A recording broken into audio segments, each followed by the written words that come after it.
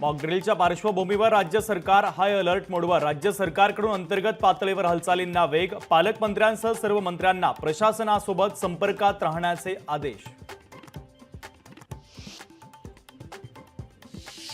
केंद्रीय गृह विभागाकडून संपूर्ण देशामध्ये मॉकड्रिल. तर या काळात नागरिकांनी काय खबरदारी घ्यावी याचे निर्देश. तर नाशिकच्या जिल्हाधिकारी कार्यालयातील आपत्ती व्यवस्थापन केंद्र आणि नागरी संरक्षण केंद्रही सज्ज.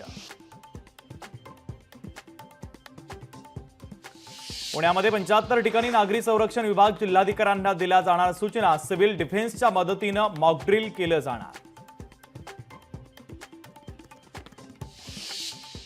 रत्नागिरी जिल्ह्यामध्ये उद्या होणार मॉकड्रिल. तर सागरी सुरक्षेच्या दृष्टिकोनातून रत्नागिरी जिल्हा महत्त्वाचा. तर जिल्ह्यामध्ये एकूण 16 लँडिंग पॉइंट्स असून मिरकरपाडा तर बंदर आणि अल्ट्राटेक जेट्टी या ठिकाणी होणार मॉकड्रिल.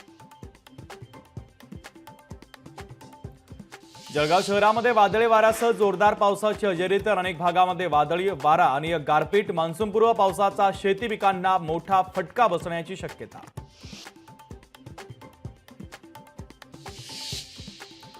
बुलढाणा जिल्ह्यामध्ये अवकाळी पाऊस आणि गारपिटीनं पिकांचं अतोनात नुकसान. वीज पडून जनावरं देखील दगावली. नुकसानग्रस्तांना शासनाकडून मदत देण्याची प्रक्रिया सुरू.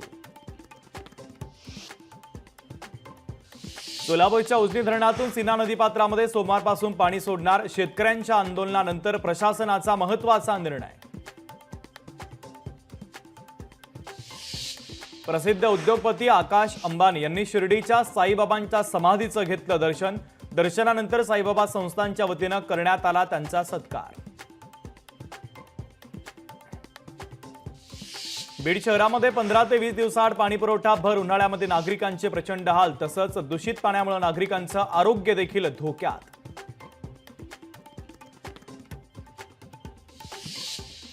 बीडच्या आष्टीमधील आरण विहिरात तागडखेल ग्रामपंचायतीमध्ये सरपंच पतीचा मनमानी कारभार. ग्रामपंचायत 15 वित्त आयोग पवनचक्की फंड सौर ऊर्जा फंडातून अफरातफर. दारूसाठी पैसे दिले नाही म्हणून शेजाऱ्यांना मारहाण. कल्याणच्या इंदिरानगर परिसरातील धक्कादायक घटना. मारहाणीमध्ये 19 वर्षीय मुलीचाही मृत्यू.